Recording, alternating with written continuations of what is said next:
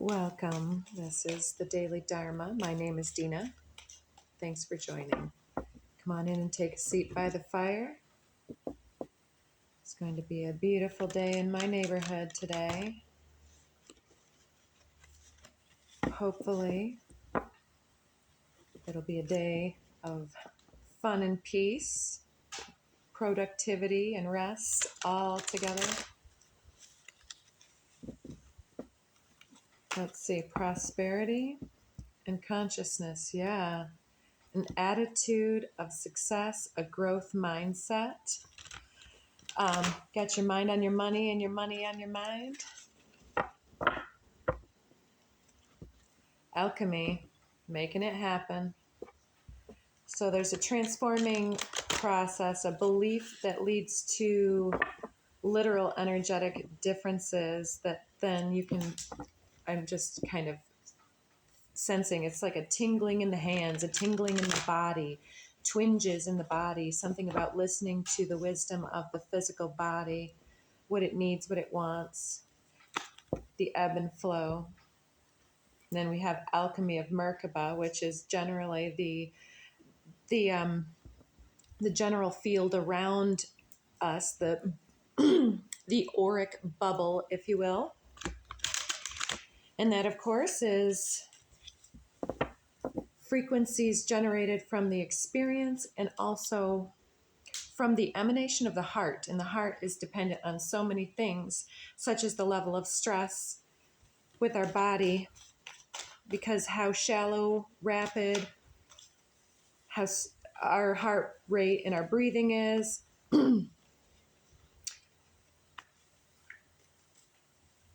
All of that goes into the emotional broadcasting and the subconscious broadcasting of stress or relaxation. Let's see. Third eye chakra and 10, authority. Okay. On the bottom of the deck, we have Cosmic Flower. Again, for any newbies to my broadcast and symbolic language, this card to me is the top-down view of the double helix strands of our DNA, that red karmic thread that I use karma only as the pathway and the becoming process of our soul blueprint right now.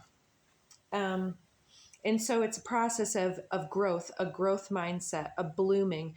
And with third eye chakra, it's like using our own authority here to upgrade, to take our rest, or to upgrade our attitudes and our belief structures. Tantric journey, another physical card about the body. So tantric journey, it refers to the vital energetics going through the body. So we can talk about that Shakti energy coming from the root, up from the earth, from the dust and the material worlds, coming upward through the body. And we can sense the input of our environment, our belief structures, and the perceptions melting into the body and then spinning around from the above and the below, connecting within our entire core and center. And tantric journey, sometimes we can get into the very physical material level and talk about the sexual energy, but I'm getting so distracted all of a sudden. My phone is talking to me. Tantric journey here is about the connection between the energies, the above and the below, and it's the sacred physicality being activated, illuminated, and excited by stimuli, and in that way emanating and reflecting through the Merkaba auric shield and bubble. And as this whole process is happening, the dynamism of the activated DNA and the illuminated blueprints and codes on our own shell of why we're here, what we're learning, what we're supposed to be doing in a situation, and where our guidance is speaking to us, we can kind of, in that point where we're grasping both polarities, the yin and the yang within our own life, that Shiva Shakti energy of divine tantric journey is like where the third eye becomes illuminated and suddenly understands. It's the authority to read our own soul blueprints in a moment. And for instance, that whole do I stay, do I go dilemma that kind of shows itself a lot of times in tarot readings, because people come when they are trying to get clarity, confirmation, or validation for something that they're trying to pull in from their own third eye experience, their own truth, and to be able to perceive the flow of the universe and what we're being asked to do and what's toxic and what's excusable. Where is our growth meeting that growth need in another individual? And of course, we all want to be right, especially if we get triggered, whether that trigger is a stress response, an anxiety response, a fear, sadness, or anger response. That excitability of our emotional core is the dynamic activator of our DNA, like I say. And then we can understand that as we're being radiant, as we're powering up like some kind of video game player, it's like the power up process kind of pushes out the abundant pressure of the gathering momentum and alignment process. It's like the aura expands and grows and pushes outward, and we can recognize that the codes are illuminated. When we are illuminated, the codes are on display, and it's important to be our own authority and not to let others tell us what's right for us in a circumstance, and not to look for the tarot reading to say, yeah, but what should I do? That's in nobody's hands but your own, because everything is so dependent on where we're willing to go. We can almost not take any missteps, because within each step, forward, backward, sidestepping, crab, whatever that means in the moment, wherever we go, we can grow. I think we get that. We can read our soul blueprint. And there's something else here about the authority that we want to hold over a certain belief pattern. And also, even if we are utilizing so-called lower energies and emotional intensity to gather strength in our core, it's still a divine process, even if it's somewhat, we could judge it as, well, I mean, perfect person. I would just sit down in my Om stance and be able to be the bigger, better person and say it with complete poise. But there's so much growth and learning, and being able to witness through mirroring of the self in other. When we do have that responsiveness, it's like that energetic emotional release, as the pressure changes in my head here with the message. It's the release of the emotional intensity helps reset and connect us across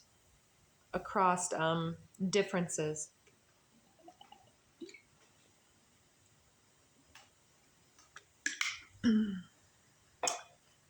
Still so early, I haven't hydrated yet by the time I do these broadcasts. Soul time and passion coming alongside tantric journey. something very important to you has led to challenging situation and circumstances. The challenge is more internal, perhaps, than external, but there is an external trigger that's showing us, and I saw 1010 when I started to say that. And 10 is the number of authority um, on the cards today. So looking at this, it's our own ability to master our process. Here's discernment, number 20. I was thinking when I saw 10 and 40 here that 40 was the quantum leap, but discernment is half of that. So it's almost like 4 steps forward, 2 steps back. But from the 10, 20 is still advancing. So we may be anxious to push forward in some endeavor, but there's been some type of resistance, and it's almost a misinterpretation to believe that this limit isn't in our best interest. And I hate to hear that message as well on some level. But there's something to be gained here, and we don't want to pass too quickly through the moment and not understand our opportunity for growth and advancement in the moment. So there's something here to be learned from the trigger, and it's deeper than the old messages that we've received. So there's something that it's a building process. It's something about those intense emotions that arise, even if it's anxiety or stress or something that doesn't seem assertively focused. It can be depression, stagnancy, the fear and freeze response. It can be something different for all these people. But understanding that you have almost contracted this because of a need to deeply develop your passions and your authority on your passion. And it's the way that the passion is the ignition of the emotional space that then translates into the rising energy from the root. It's the earthly concerns. It's the earth mixed and mingled and cooperative and codependent at the same time, balancing out that ego with the earth, trying to overcome previous blocks and limitations. And I'm splitting the deck between Cosmic Flower here, and below that revealed is Universal Love. So there's something here like the universe is supporting this process, even if it seems like this is a solo leg of the journey. There's this old symbolic story. I think it comes from the Christian religion. I'm not trying to preach religion, but it's something about, oh, it's the footprints. That's a famous one. Many of you will understand this one, but it's in my head right now about the time when the individual felt the most alone. They looked behind them and only saw one set of footprints in the sand behind them on the beach. And then the guide, guardian, in this case, I believe it was Jesus, says, or God, whatever. I realize there's a difference. That's when I carried you. It's like when you felt the most alone is perhaps the time where you are receiving the most divine support, even if it's tough love of the divine mother that is holding us so tightly when we want to go fast. It's like, no, you can't go that way. There's traffic. You can't run that direction. I'm protecting you from something until you can understand that traffic is dangerous and we don't run in traffic. And I know this is a silly symbol, but it's the symbol of there's something that will either stifle our growth or, why did I say gross? Our growth or advancement or success, or actually harm us emotionally, physically, or in some other way. And we're being asked to just cool your jets, as my mother would say. Yeah, pump the brakes. There's more to see. Despite the fact that we want to be beyond this level, we're at the last leg of the journey, and we don't want to burn ourselves out spinning our wheels before we reach the end of the journey. And the challenges are also asking for our mastery. Whether they seem to challenge us unjustly, the message I've been receiving in my own resistance is that, yeah, you can run, you can hide, you can go into a different situation or circumstance, but the lesson lies with you. The control over the situation and the way that it triggers and makes me feel is within my hands and within yours in your situation. Our choice is our voice. It's the way that we operate, our ability to be our own authority for our own healing and following our own intuition in a circumstance. When we're able to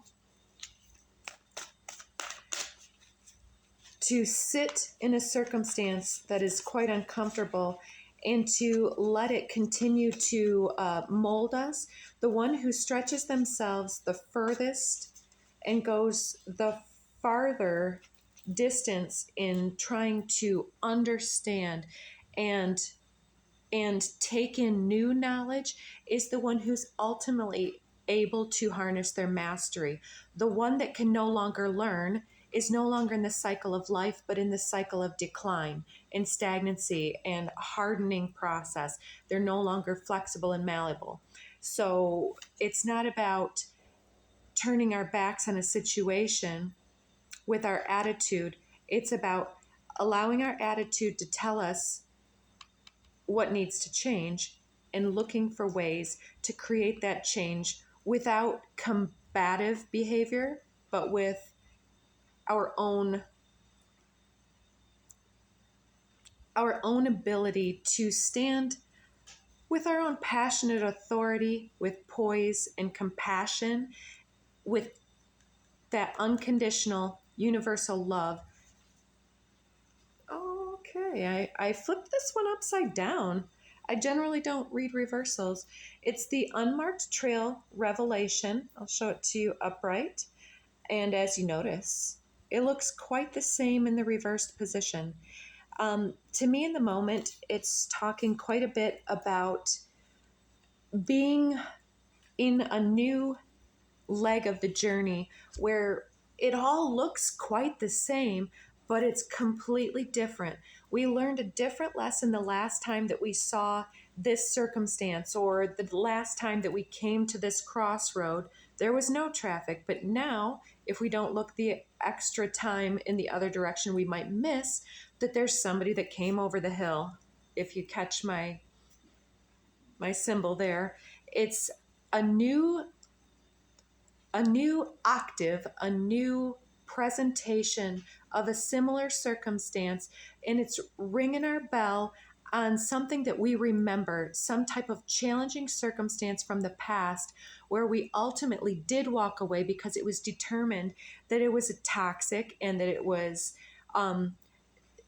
detracting from ourselves. And now we're engaging in that passion again, getting all of those soul blueprint codes activated, and we're so anxious to reach out and pull them in and to walk in those and share those codes. But we're being told that right now we're just kind of at the middle. We're still climbing, but it's just as easy to backslide if we run before we can crawl. So it's something about looking in the mirror here, that there's a labyrinth above, there's a labyrinth below. And it's just as easy to get lost in the commingling energies of third dimensional evidence that appears real. And I'm seeing that Fear is sometimes an acronym used to say false evidence appearing real. It's like that side view mirror on the car that says objects in the mirror are closer than they appear. It's that funny house of mirrors where things are kind of tweaked. In the below, it can seem like that evidence is real and that there's a defensiveness, there's an attributed intention to something perhaps, or a limitation that is it's triggering our resentments.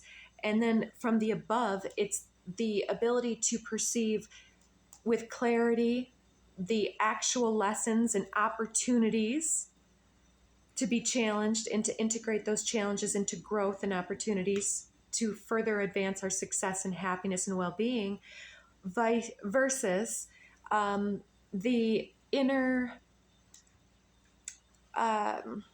wounded third eye comes through sometimes that calcification process that happens through the physical environment blocking and accumulating its residues on the third eye. And sometimes on the energetic level, it can be the lessons and messages and faulty coping mechanisms that are outdated, outworn, ready to be gone. And it can be gaslighters from external, or feeling that somebody is gaslighting us, or being the inner narrator that tells ourselves that we are not enough, or that we're being challenged, or that there's something to be lost or fought for here. We're missing the point if we get lost in the above or the below labyrinth. Our point of authority and power is in the fulcrum point of balance at the center of the Merkaba field. Yes, the 0 point energy in the unconditional, universal, loving space of the center is our only point of authority truly in this life. We need to be to withdraw our energies from the invitation to get lost in the figuring out and the scorekeeping and the competitions. It's all about coming back into our center, into our divine point of inner union there, where the vortex energies from above and below, the root and the crown, meeting in that green heart chakra here, is rebalancing, restructuring everything. There's also a labyrinth on either side of this card. I'm loving this card right now because, as you know, the Merkaba field is a Taurus energy, like a donut that goes, I believe it goes down into the earth and back around into the crown. And that's why in yoga, you'll see them do their breathing. So maybe that's something that you need to do, is kind of connect breath and body here to recenter yourself when the emotions try to speak and try to get you standing on tiptoe, projecting, expanding unjustly in the wrong directions, in the wrong labyrinth. Yeah, stay in your center. The moon here, we're going into eclipse season if you haven't already noticed that. If you're checking in during this time and space, let's see what's here. Whale song resonating. So I think that's just a gorgeous card. There's something here where it's not only the situation that's resonating with us and triggering us, there's equally something that is soothing for us when we can get beyond the challenging invitation to lose ourselves in the fray or the chaos energy, when we can stay in that center bubble of our own Merkaba field at our own 0 point heart energy. We are in the divine flow with our third eye chakra lit up and able to perceive in the moment. And that's when we're connecting heart to heart with other individuals. So There's even amongst strangers and those we're getting to know, those that seem to be challenging us, situations or people, there's a resonance that's developing, starting with the friction of dissonance. And as we each call ourselves back to our center of our own inner authority, we can appreciate the differences and learn from each other. Jaguar, yeah, this is a shamanic journey from your guides. Thank you, guides, for taking us down into that darkness and into our primal nature. And what is it that's being activated? Where do you want to go? What is lit up? And how do we discern how this is exciting and not anxiety inducing? Eyes of the eagle, rising above the fray. I absolutely love that. Look at the blueprint codes around the monocle. Monica? I met someone named Monica last night. The eye is lit up. So maybe there's a resonance developing with someone new in your experience, friend or otherwise. This 18 is the moon card in tarot. And so is Cosmic Flower 18 here. And we had the moon on the bottom. So there's something that is coming in to your awareness of a way that you can help influence and stand in your own authority. But to get lost in the emotions and the triggering will it will null and void your ability to be the proper authority that's needed in the situation. So this is a one of those testing, 1, 2, 3. How do you respond? How do you plead? Guilty or temporary insanity? What's going on with you? I'm seeing this joyful muse card. Definitely there's something that we're not allowing ourselves to enjoy. And I'm seeing right below that, not directly below, splitting the deck, but showing itself, eye of the needle, intentionality. And this is the 17 card. There's a presupposition that these individuals are challenging us, that the situation is creating pain and suffering. But sometimes that is the inspiration that's necessary to really get that spark in ourselves, to reignite that creative flame, or to light the fire under our butts so that we get up and do it, and we just snap and just are like, really? You want to see what I got? Let me show you. And then bam, we go, and we're not worried about the way people are taking us. We're just in the flow of our passions. We are just lit the F up. So you're being watched by loving eyes. There isn't a soul on this planet who doesn't crave your approval. Those have been coming out quite a bit recently. So trust the process is unlocking your resonance through this friction.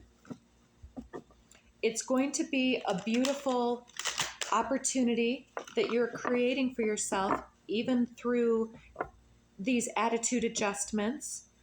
You're showing yourself to your primal nature because you're ready to be in that tantric journey. Tantra is very powerful, and it's where we're no longer afraid or repressing our passions, but we're bringing them up with the appropriate, compassionate use of our inner authority. Yeehaw! Still with the approval on the bottom. So have fun with it. Somebody is probably afraid that they've screwed something up with you, or they don't understand how they keep triggering you so bad when they want what's best for you. So I know it's easier to be telling ourselves that we're justified, but what we truly want below that is this expansion process with joy. You glow, we beam. So eye of the needle, there's that approval on the bottom again. You glow, we beam, that illuminating circumstance that pulls that tantric expression in glorious radiance through you. That luminosity is where you are passing the test. And if you can do it with integrity and that inner authority with poise and compassion and grace, you go straight through the eye of the needle and straight through that cracked open doorway that has been attracting you and calling you forth. It's when the universe says, okay, traffic is cleared. It's time to merge. You can cross the road into the next stage of your journey. So we're right at the end. Let's crack the Kuan Yin Kali deck to the Book of Changes, the I Ching, the Tao. The Book of Changes 35. I think I saw 35 earlier. We do have 34 here. So the Book of Changes is talking about everything is ebbing and flowing and moving towards ultimate rebalancing within and without. And as we recycle these energies within ourselves, that's where we create that divine resonance and are finally feeling less challenged and more supported by our environment as we intermingle and understand the beauty and the glorious evidence of our growth just by flowing with the demands of this and not turning our backs and running away from this challenge, but really saying, you know what, let me show you who I am, for better, not for worse. All right, take care. Don't be afraid to get your glow up on this next few days. We'll check back on Monday and check in also the next few days right around this reading.